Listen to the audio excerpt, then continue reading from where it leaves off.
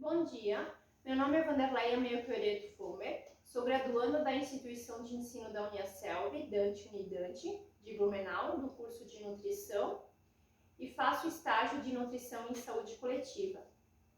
Hoje, para o grupo de hipertensos, o tema será hipertensão arterial sistêmica, prejuízos do consumo elevado de sal na alimentação e oficina sal de ervas. Dentre os assuntos que serão abordados estão o conceito de hipertensão arterial sistêmica, a epidemiologia, sintomas, diagnóstico, orientações nutricionais, o prejuízo do consumo elevado de sal na alimentação, o consumo diário recomendado pela Organização Mundial da Saúde para a população adulta de sal por dia. E o que é, então, hipertensão arterial sistêmica? De acordo com a Sociedade Brasileira de Cardiologia, a hipertensão arterial sistêmica ela é uma doença ocasionada por vários fatores. É uma condição clínica caracterizada por manter níveis elevados de pressão arterial maior ou igual a 14/9. Associa-se frequentemente a alterações estruturais e ou funcionais de órgãos-alvos. Afeta órgãos como vasos sanguíneos, encéfalo, rins e coração. E há alterações metabólicas, com consequente aumento do risco de eventos cardiovasculares, que pode ocasionar morte ou não. A epidemiologia em nível mundial, a quantidade de adultos com hipertensão arterial sistêmica está crescendo, está em um ritmo acelerado. Passou de 594 milhões em 1975 para 1,13 bilhões em 2015. Isso atingindo 597 milhões de homens e 527 milhões de mulheres. E esse aumento está relacionado ao aumento da população e ao envelhecimento da população. Atualmente, a doença arterial coronária ela está entre as principais causas de morte a nível mundial, totalizando 17,3 milhões de mortes por ano. E até 2030, a estimativa é que será mais de 23,6 milhões de mortes devido a esta causa. No Brasil, a hipertensão arterial sistêmica está em 6º lugar, junto com doenças cardíacas, infartos, e a taxa de incidência brasileira passou de 22,5% em 2006 para 25,7% em 2016. Entre estes dados, as mulheres estão com maior diagnóstico de hipertensão arterial sistêmica. Já em Santa Catarina, aqui no estado, entre os anos de 2012 a 2015, o estado obteve um aumento de mortes causadas com base na hipertensão arterial sistêmica, com uma média total de 1.336 mortes por ano. E a hipertensão arterial sistêmica ela está em 3º lugar em causas de morte do aparelho circulatório, seguidas de causas isquêmicas e cerebrovasculares. O diagnóstico da hipertensão arterial sistêmica, como é que ele é feito? Ele é através da aferição da pressão arterial, que consiste na coleta dos dados. Em seguida, se tira uma média entre os valores medidos desta pressão arterial, maior ou igual a 14/9, medida em pelo menos 3 dias diferentes, com intervalo mínimo de 1 semana entre as medidas. O paciente é necessário evitar realizar a aferição da pressão arterial em situações de estresse físico, como dor, emocional também, como ansiedade, pois o valor ele pode apresentar elevado nessas condições, sendo não fidedigno este diagnóstico para hipertensão arterial sistêmica, mas sim nessas condições de saúde. A classificação da pressão arterial para adultos maiores de 18 anos. A classificação para normal é menor ou igual a 12, a 120 para menor ou igual a 80. A pré-hipertensão é 121, 139 para 81, 89. A A hipertensão estágio 1 é de 140 a 159 para 90 e 99. O estágio 3, maior ou igual a 180 e maior ou igual a 110, que é bem perigoso já, né? Passando já para estágios 2, cada estágio tem mais gravidade. Então a gente precisa ficar atento a alguns sintomas da RAS, porque às vezes ela é assintomática. Dentre os sintomas estão dor de cabeça, tontura, dor no peito, visão embaçada, fraqueza, sangramento nasal e zumbido no ouvido. Fatores de riscos para a hipertensão arterial sistêmica. Dentre os fatores estão a idade acima dos 60 anos, sexo, mulheres, a raça negra, né? Excesso de peso e obesidade, história familiar, fatores socioeconômicos, consumo de bebidas alcoólicas, ser tabagista, o estresse, que está bem relacionado também, consumo elevado de sal na alimentação, inatividade física e níveis alterados de colesterol.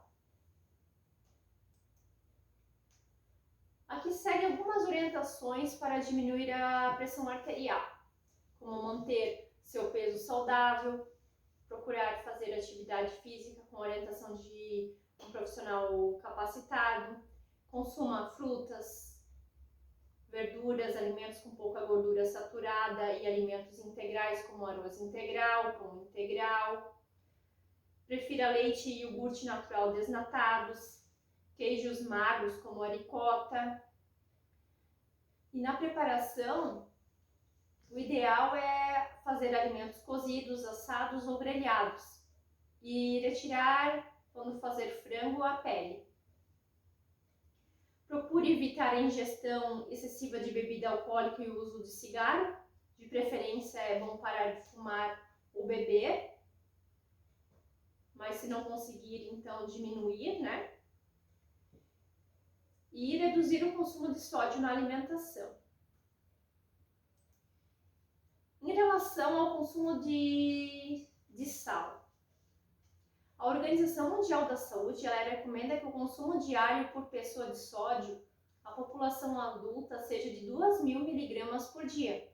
Isso equivale a 5 gramas de sal por dia. Aqui eu trouxe uma balança para mostrar para vocês o que isso significa. Coloquei um potinho aqui. Liguei a balança, daí precisa tarar para não apresentar valor elevado da quantidade de sal.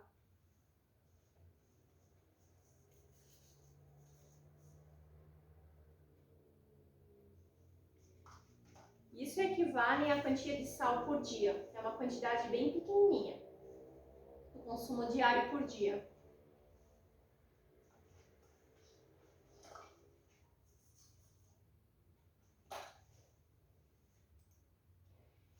E como é que está o consumo brasileiro de sal? Segundo dados do Orçamento Familiares, APOF, de 2008 e 2009, do IBGE. A população brasileira ela consome 2,4 vezes mais sódio que o recomendado pela Organização Mundial da Saúde.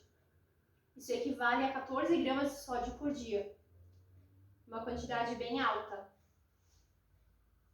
E isso traz também prejuízos à saúde. As doenças associadas ao consumo elevado de sal. De acordo com a Sociedade Brasileira de Cardiologia, o consumo elevado na alimentação está associado, além da hipertensão arterial elevada, né? A ficar a pressão arterial elevada, está relacionada também a doenças cardiovasculares, renais e acidentes vasculares cerebrais.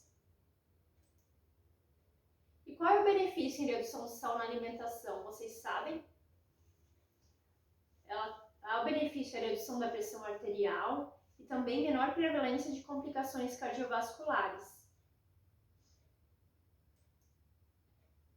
Aqui seguem algumas recomendações para vocês para a redução do consumo de sal no dia a dia, né? Não utilizar o saleiro à mesa, Reduz o sal nas preparações culinárias, colocar pouco sal. Evitar o consumo dos alimentos ultraprocessados, que são os industrializados. Eles contêm muita quantidade de sal na sua composição, né? Além disso, açúcar e gorduras, que também prejudicam a saúde. E são exemplos a salsicha, a mortadela, o salame, o hambúrguer, a pizza. Também limite o consumo dos alimentos processados. O alimento processado ele tem adição de açúcar e sal no preparo. Daí, por exemplo, a conserva de verdura, ela tem uma quantidade boa de sal, assim, que não é muito aconselhado comer diariamente. E prefira, então, temperos naturais a temperos prontos. Agora eu vou preparar para vocês o sal de ervas.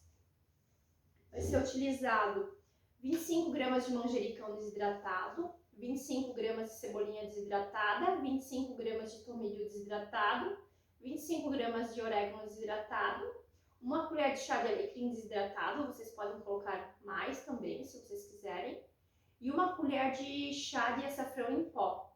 Tudo desidratado para não proliferar fungo nas ervas. Daí a gente vai utilizar um recipiente, pode ser um pote de vidro, pode ser um pote de plástico. A gente vai colocar o recipiente, precisa estar seco, né? Misturar todas as ervas.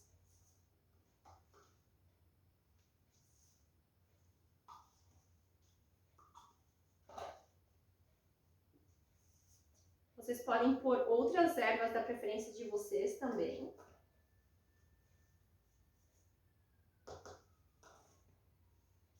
O açafrão é opcional, se vocês querem, vocês podem pôr, mas fica bem gostoso. E o sal. 100 gramas de sal daí, para essa porção de ervas. Daí a gente mistura tudo com uma colher. Daí vocês podem pôr em recipiente de vidro ou armazenar assim nesse recipiente de plástico bem fechadinho, né?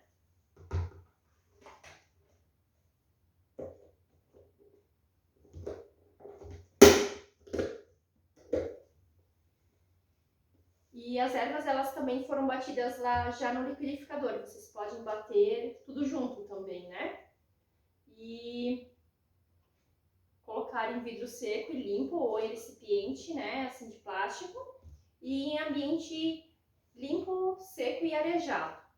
E o ideal seria consumi-lo em até 6 meses, o sal de ervas.